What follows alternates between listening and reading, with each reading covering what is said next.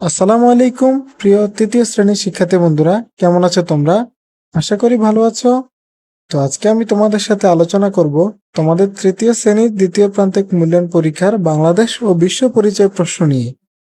এই প্রশ্নটির মাধ্যমে তোমরা তোমাদের পরীক্ষার ভেতরে হুবহু কমন পেতে পারো।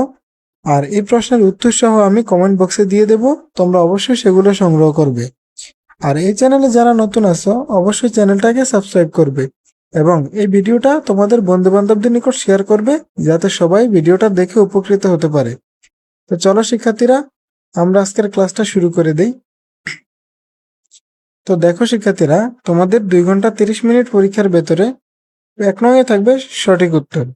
এক্ষেত্রে সঠিক উত্তর থাকবে 10টা, যেমন দেওয়া আছে পৃথিবী সৌরজগতের একটা গ্রহ।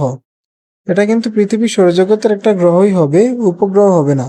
আমি কিন্তু উত্তরটা বলে দিয়েছিলাম। এগুলো কিন্তু উত্তর আমি পিডিএফ হিসাবে দিয়ে দেব এবং এই ভিডিওর ভেতরে দেওয়া থাকবে, তোমরা অবশ্যই দেখে নিবে। তারপর দেখো, বঙ্গোপসাগর বাংলাদেশের কোন দিকে অবস্থিত? উত্তর, দক্ষিণ, পূর্ব, পশ্চিম। অ্যানাকোন্ডা সাপ কোন মহাদেশে বসবাস করে? উত্তর আমেরিকা, দক্ষিণ আমেরিকা, এশিয়া না ইউরোপ। এইভাবে সঠিক উত্তর থাকবে 10টা, 10টাই উত্তর করতে হবে। তারপর দেখো শূন্যস্থান। শূন্যস্থান থাকবে তোমাদের 5টা, 5টার জন্য তোমরা 5 নাম্বার পাবে। এক্ষেত্রে শূন্যস্থানগুলো একটু দেখে নাও। এরপর দেখো শুদ্ধ অশুদ্ধ নির্ণয়। শুদ্ধ অশুদ্ধ নির্ণয় 5টা থাকবে, 5টাই উত্তর করতে হবে। দেখো এখানে শুদ্ধ অশুদ্ধের বাকি অংশটাও দেওয়া আছে। তারপর 4 নঙে থাকবে বাম পাশ ও ডান পাশ। এক্ষেত্রে বাম পাশ এবং ডান পাশ তোমাদেরকে 5টা দেওয়া থাকবে, 5টাই উত্তর করতে হবে। তারপর 5 নঙে থাকবে সংক্ষিপ্ত প্রশ্ন।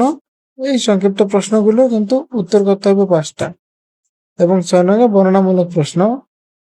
বড় প্রশ্ন দিতে হবে তোমাদেরকে 5টা, 5টার জন্য 6 নাম্বার পাবে, 6 নাম্বার করে 30 নাম্বার পাবে। এবার চলো এগুলার উত্তর দেখে আসি।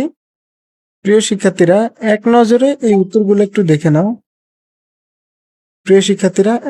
উত্তরগুলো একটু দেখে নাও। দেখো এখানে সবগুলো উত্তর কিন্তু সাজিয়ে দেওয়া আছে, যাতে তোমাদের পড়তে সুবিধা হয়।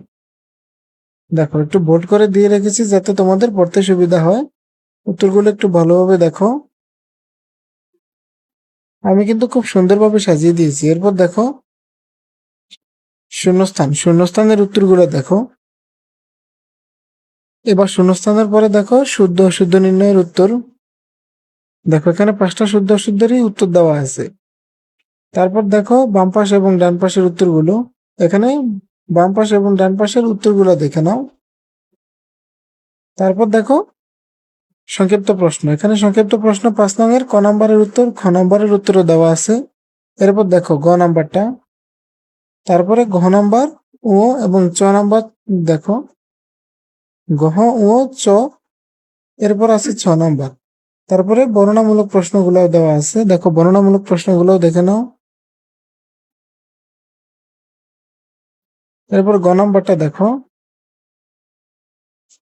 এরপর দেওয়া আছে ঘ নং এবং সর্বশেষে ও এবং চ নং। তো শিক্ষার্থীরা, আজকের ক্লাসটা এই পর্যন্তই। আশা করি ভালো থাকবে এবং সুস্থ থাকবে। আসসালামু আলাইকুম।